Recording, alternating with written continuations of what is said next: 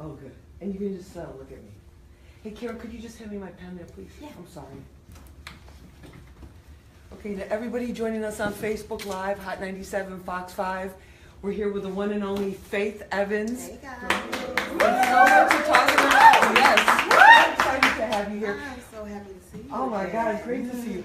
And we're going to get started with the official Fox 5 interview here, which you're going to see tonight at 10 on Fox 5 News, Thursday at 5 on Fox 5 News, and Friday night on Street Soldiers at 10:30. So you don't want to miss.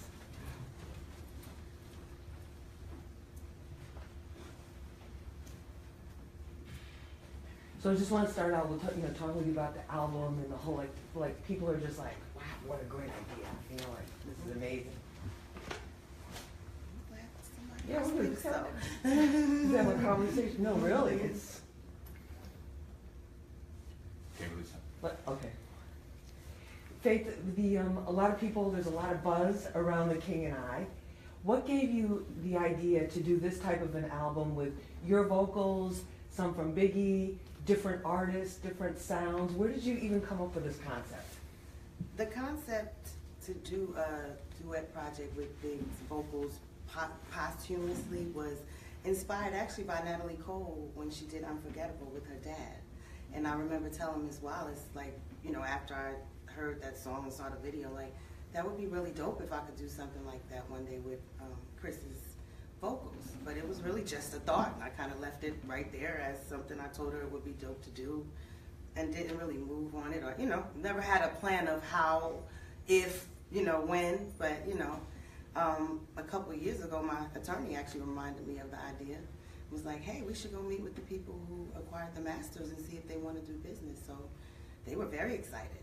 And I have a great, great, great body of work to show for all of their excitement and all of my, all of the time that from when I thought about it to now, I've grown so much as an artist. So it was just a great, big deal for me to be able to get in there and do what I wanted to do with Big's vocals, And you work with a lot of different artists too that had connections to you and to him. Yes. Tell me about that. Like, how did you, like the album we've heard, the NYC, which a lot of people really love.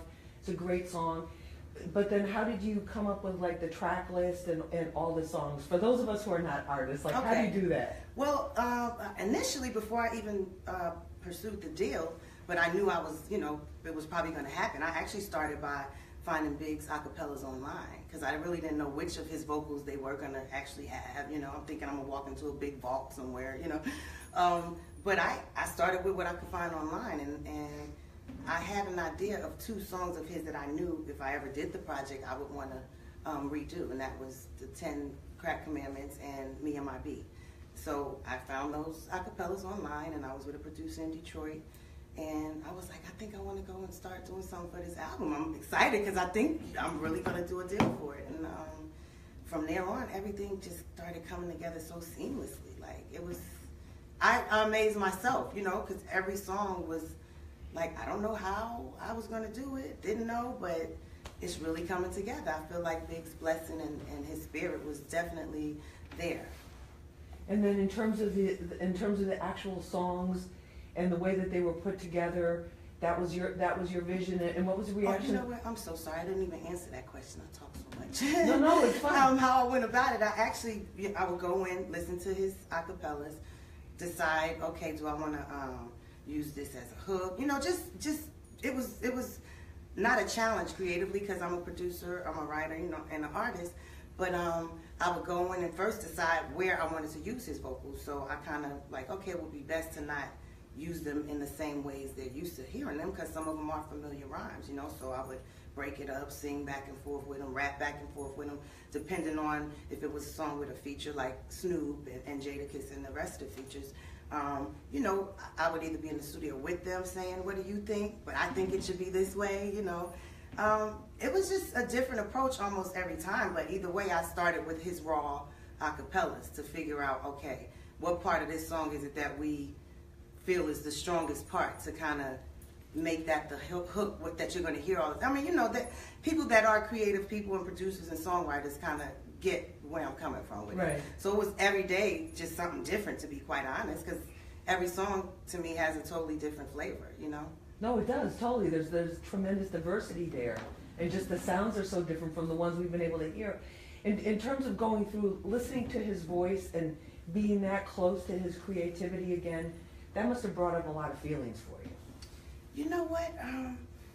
I didn't go through any like emotional stuff, like, you know, where I was, you know, reflective. I think because we hear Big's vocals still, we hear his songs all the time.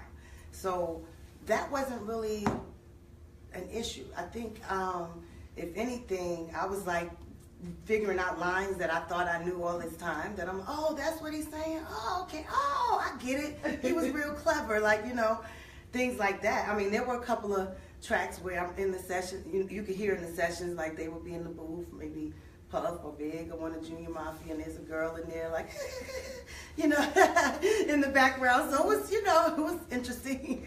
I'd just be like, fast forward to Big's verse.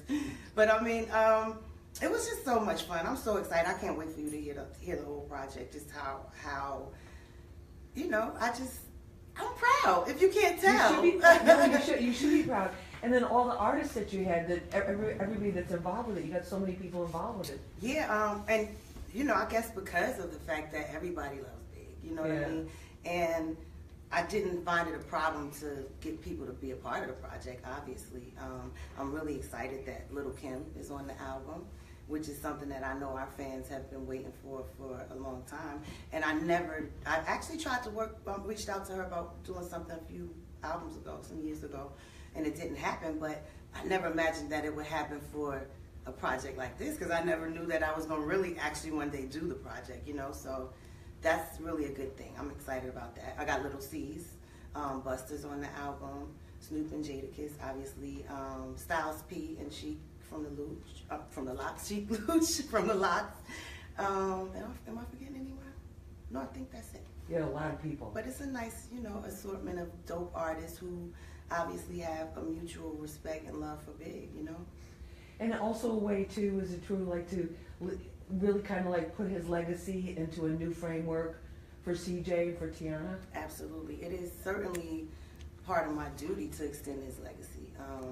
And, you know, if I were not a artist and producer and creative person, maybe I would have never thought about doing it. But at the same time, I mean, it's like, I think, you know, I have pretty much a big right to do something like this, you know what I'm saying? And it's my duty, like I said, you know, so why not use my creativity and my ability to still do business with people and remain at least somewhat relevant, I think, in this industry.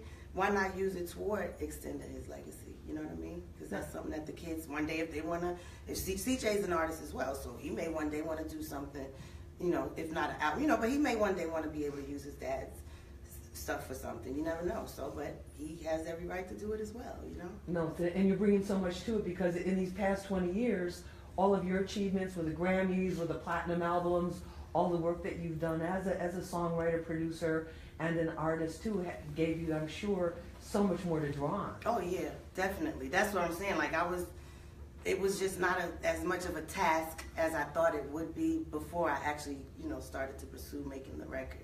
You know, I'm like, well, I guess I have been doing this for a long time.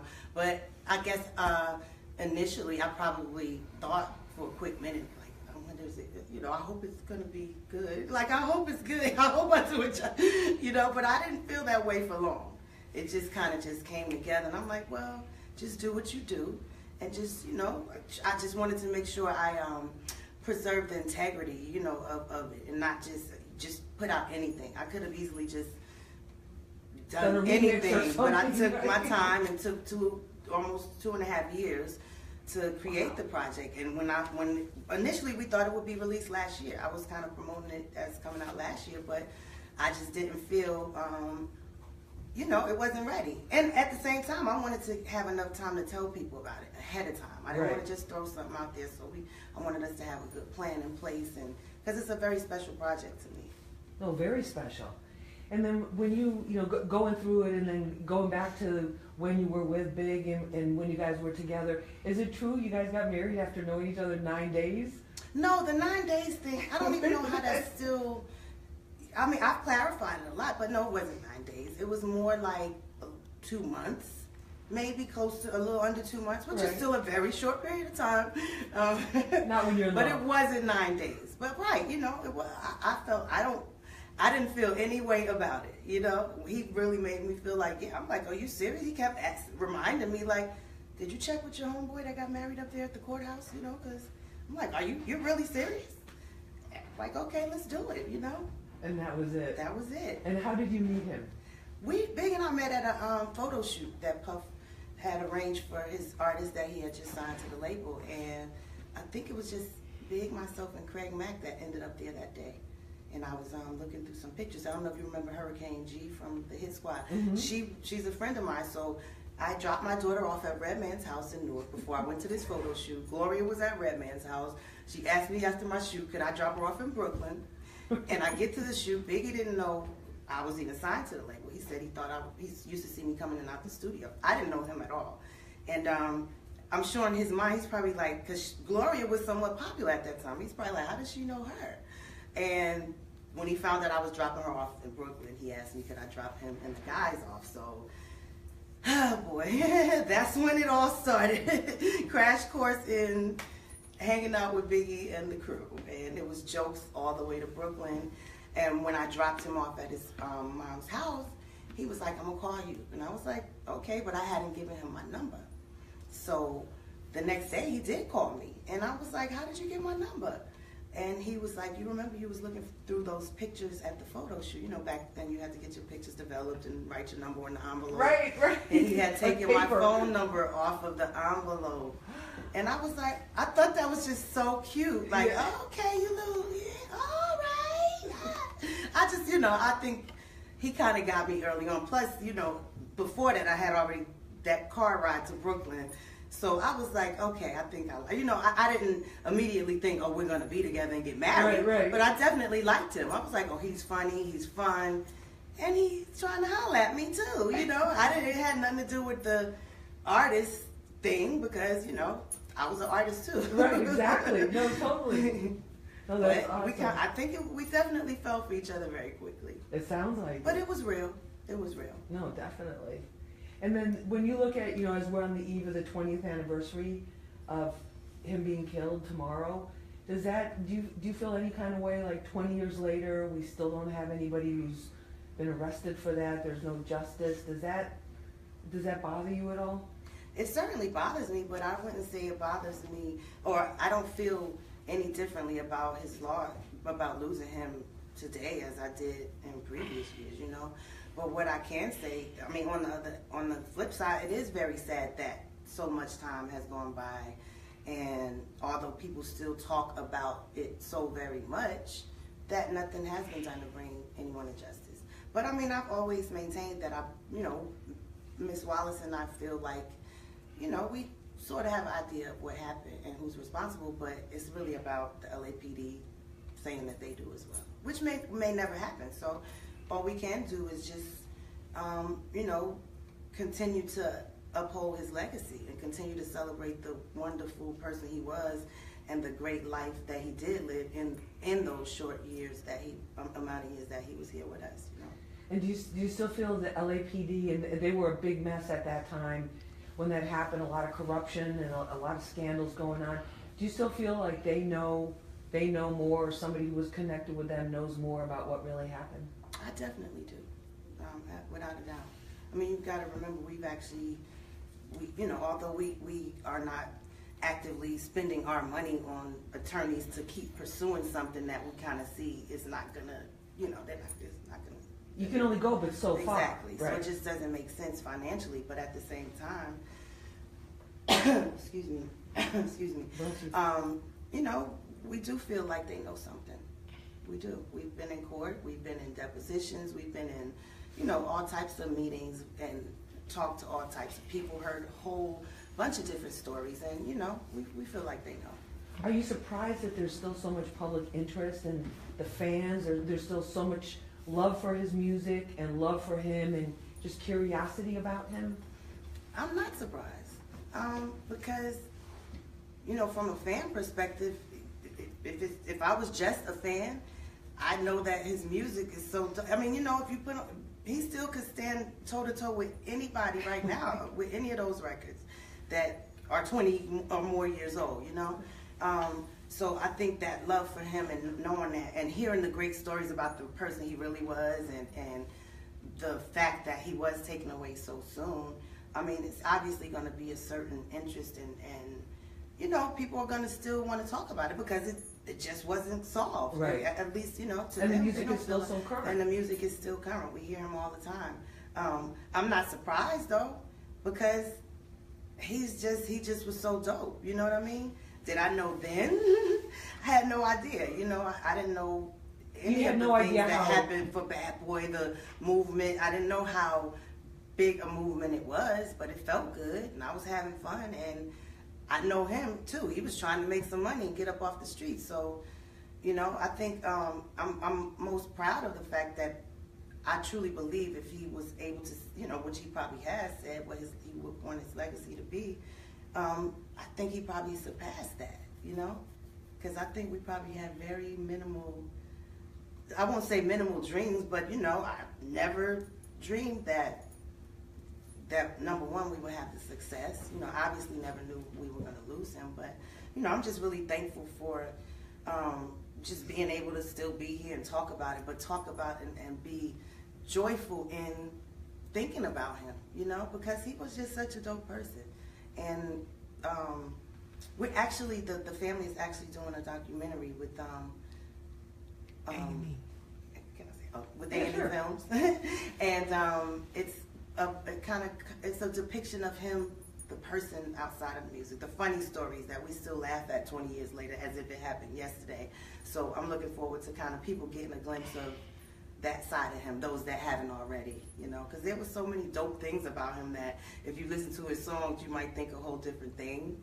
But it's like, even when his mom found out that we were married and he didn't want me to tell her and didn't want me to meet her, and I finally was like, listen, I can't take it anymore. Like the way he had his head bowed and like almost had a tail tucked between his legs, which Christopher, like people probably don't realize he was like a mama's boy, you know, really like, don't let my mom be mad at me type of thing. It's so crazy. Well, tell us about his sense of humor too, because that's one thing people that knew him, you know, that doesn't really come through in a lot of the music and a lot of the. Yeah, Big had jokes. They had a way of making a nickname for almost anybody in the room, and you know, that person probably would never know what that name was about, or even that was their nickname. You know what I'm saying? And obviously, it would be based on a joke about them. He was very good for that. Very good for making jokes about people. But then he would actually eventually have to tell you to your face too, because ultimately that person would be like, why y'all laugh every time I come in the room? Why y'all saying this word every time I walk by?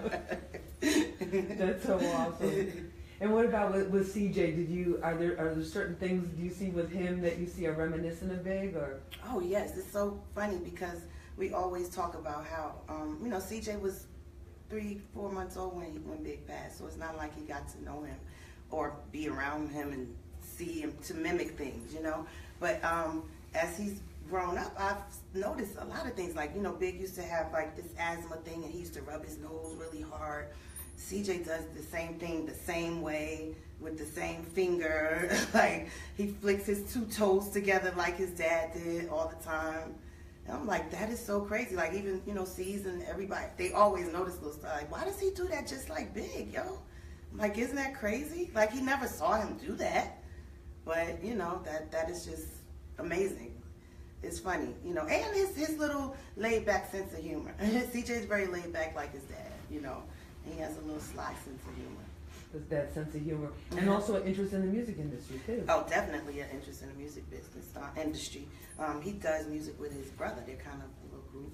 He sings and raps, and he's actually still pursuing acting as well. So I'm really proud of him. That's fantastic. What about your career as a woman in the music? You know, this is Women's History Month and all that. And as a woman in the music business, you've achieved so many important milestones with awards, with sales, with your career, and just continue to grow and evolve as an artist. And It's really incredible. What do you? It really is. I mean, it's a huge achievement, and for women that are looking to you, saying, "How did she do it?" You know, how did you do it? Do you have any wisdom you want to impart on women or girls that are going like, "Wow, she's just done so much"?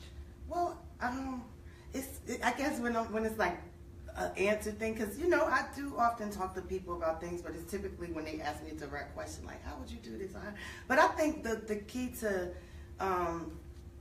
me sustaining myself is really just my faith in God more than anything, and kind of always knowing that He's got my back. You know, I think from a very young age, I never intended on being a recording artist. I always had the gift of music, so you know, to end up being a recording artist, that was not something I planned on. So there's a lot of things that if that was just my focus, you know, I probably would have done things different, research things. But I'm so not mad at the trial and error thing, because the fact is that through all of the trials and errors, I've never felt like I can't do this, or you know what I mean. This was a whole new world for me to be a recording artist and not a gospel one, because I grew up in the church. You know what I mean. So it was a little bit different, a different world, a different, you know. But I think I did pretty good. I kind of just came in, and I never really had an agenda other than just making money using my gift. You know what I mean? And I've always felt like, you know, I know my strength. I know that there's a reason I'm here. And I've also felt like, you know, just to be, it's a blessing to be able to be here. You know what I mean? And I think that's very important, to not look at it like you're so entitled to something because you have you're blessed with a gift. Right. It's a blessing for people to want to hear you, for you to be able to talk to people about what you're doing. You know what I mean? So I've always known that was important, to kind of understand that there's always a lot of talent. It could be another person. So, you know, just try and, you know, stay humble and appreciate the things that I am able to do. You know, it could be worse, it could be better, but I'm happy with my walk. You know, I'm very happy. And I know that I haven't reached my peak yet. So I'm excited. I got a lot of ideas that I still want to bring forth, you know. That's incredible. And the way, to bring back to the King and I, you're working this album like this was your first album. You're a brand That's new exactly how it feels, right? And brand new artist. Like I mean, you are like here, you're in this city, you're on this plane, you're driving here, the jetting here, all over the place, and really doing that person-to-person contact with the fans. I miss that, and the funny thing is, my radio rep, I hate using that word, but we were in the car going from up the coast of California, from station to station, and you know, a lot of people are, you know, obviously like thanks for coming. I'm like, what? I love doing this. I miss this stuff. Right. You gotta remember, I came from the school of bad boys, so we definitely work records. We had to work, and I mean, I thought that was just a part of it. And I went independent for a few albums, and I didn't get to do that as much, so I really miss it. This is, to me, the fun part. Being able to tell, that's the whole point. I want people to know about it, you know? Right. And maybe they'll tell someone else, and maybe they'll tell someone else, and eventually someone will be interested and get the album, I hope. That's the goal. It's definitely, I'm sure they will. So you're feeding off that energy from the fans too, because there's been, honestly, not to gas you over, but there has been a lot of buzz, especially about the New York joint. There's just been a lot of buzz about this whole project, and wow, I'm really happy. It's the whole album. It's not like, you know, a lot of people too now, they'll drop a song and then you're waiting a year or 2 years for the album to come out, but you got it all ready to drop in May. I'm ready. I'm ready. I mean, my faithfuls, shout out to my faithfuls, because they always, you know, they make me feel like I'm Beyonce or somebody in terms, you know what I mean? I know I'm not the most commercially successful artist, which is fine with me, but I just love the fact that I have these fans that really love you. They love me. They sing the old songs real loud at my shows. They come to another city to see me, and I'm always very appreciative, and I don't want to say surprised, because some of them I already got to know, so I know you're my fan. But it still surprises me if there's a new person like, I love you. I'm like that? Like, you like me like that? That's a great feeling. But I don't just expect it. You know what I mean? So I'm just happy that there is still interest in Faith Evans and what she got to sing and say and all of that stuff. And still going up. I got to keep going. I got to. Yeah, definitely. I think that's why I was made, to just keep it moving. Keep it moving and keep it going. No, it's fantastic. Thank you. No, I really appreciate you talking with us. Oh, thank you. It's so good to see you again too. I can't wait to tell Miss Wise a story. She loves you to death. No, that's awesome. And let me just ask you to come back tomorrow, because a lot of people are making a big deal about this being the 20th anniversary. Do you go through in your mind at times, like when you heard that he had passed, or when you had heard that had happened in Los Angeles? I often do, but not. This doesn't necessarily happen around March 9th. Right. To be honest, if I wasn't out, excuse me, on my radio run, I would probably just be at home. I really wouldn't be doing anything on March 9th. Right. I probably in the 20 years have only been to one party, and that was because I happened to be in the city doing some other stuff and seizing them like, come hang out, you know. And but other than that, I mean, although it's a day that obviously is in history as the day we lost Big, but it's never been a day that I particularly want to like treat like a day to do a party. I mean, you know, and that's no disrespect to people who do that stuff. Right, I understand, because it's like a holiday, and that's not a bad thing. That just lets you know that the impact he had on the world, to be quite honest. But you know, I for obvious reasons, I just kind of, and maybe I've even been guilty of kind of tuning it out in my own mind, because sometimes I don't even realize it's that date until you got someone will call on. me, or I'll see, you know, Right. the post about like, oh God, it is March 9th, you know. But it is what it is, and you know, it's still times when I do think about that night. Like, for example, Heavy D, rest in peace, who was just an absolute sweetheart. He was actually the person that told me he thinks something happened to Big. So every time I either get on a conversation about Heavy, I go to that memory too, you know, because he and I were really close as well. Did he call you, or? Well, actually, you know, there was the b.i.g party, Right. And then there was an after party at a house up in Hollywood Hills. So I left the b.i.g party on my way to the other party park, walking up to the house, and just thinking I'm going to see Big inside. Maybe we'll speak then, because Right. we saw each other at the last party, but we, you know, just doing our little immature thing. Right. And you know, I'm like, oh, I'll see him later, you know. And Hev stopped me like as I was walking up the hill, because he was in a car driving down, and he was like, yo, Faith, come here. I think something happened to Big. And I immediately, my mind went back to, we heard something in the parking lot at the party, but we didn't know anything. We didn't know what it was, you know, we didn't know what happened, you know. So I just immediately started thinking about that. Like, was that gunshots we heard? Was that, you know, we just didn't know. Was no Instagram and all of that stuff.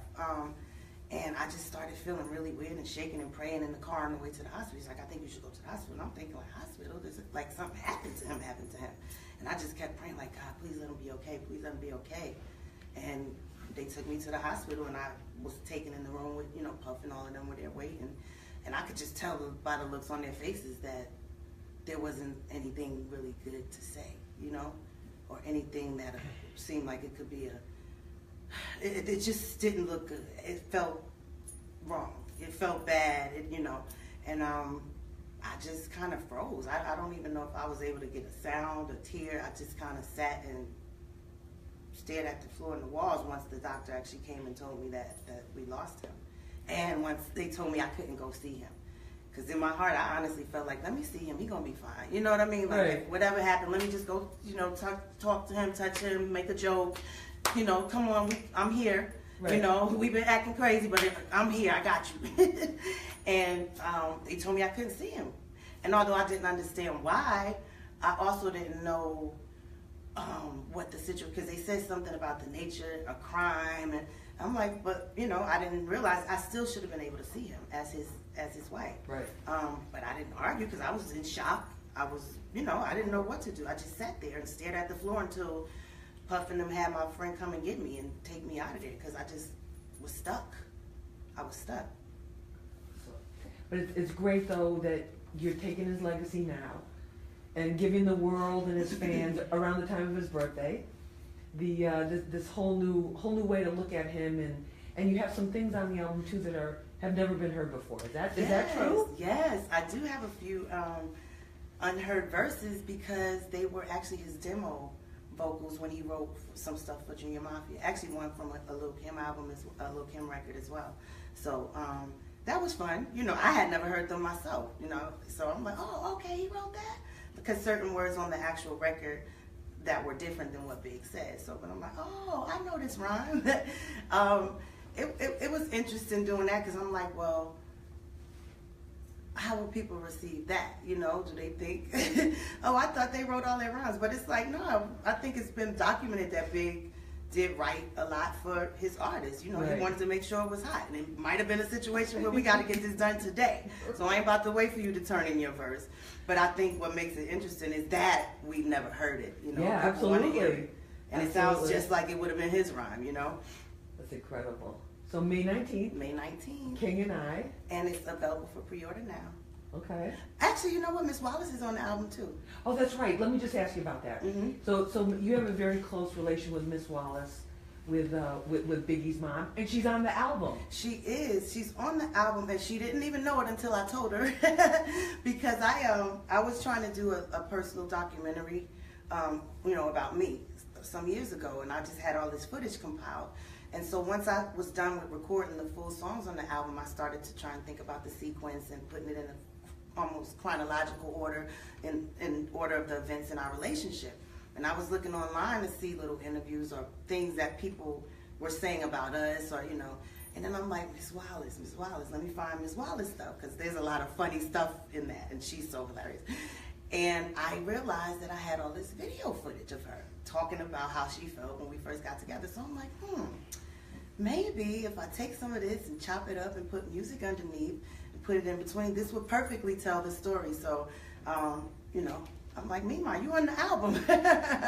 She said, am I getting my publishing? I said, yes, I got you. I got them setting up your publishing company right now. You got the papers for you to sign right now. She said, am I getting my publishing? I know that's right, Mima. That's awesome. That is so awesome. Well, thank you so much for spending so much time with us. And thank you, my can't pleasure. Can't wait to hear the whole album. My really. pleasure. I can't wait for you to hear it. And yeah. Thanks for having me. Thank you so much. Thank y'all for tuning in. And thank you everybody on Facebook. That was fantastic. Mm-hmm. So if we're just, Andre, you want to just get like a 2-shot? Or? Yeah, give me a second and I'll Okay. pull out to a 2. All right, let me just see you. Could you just hit end? Yeah, thank you.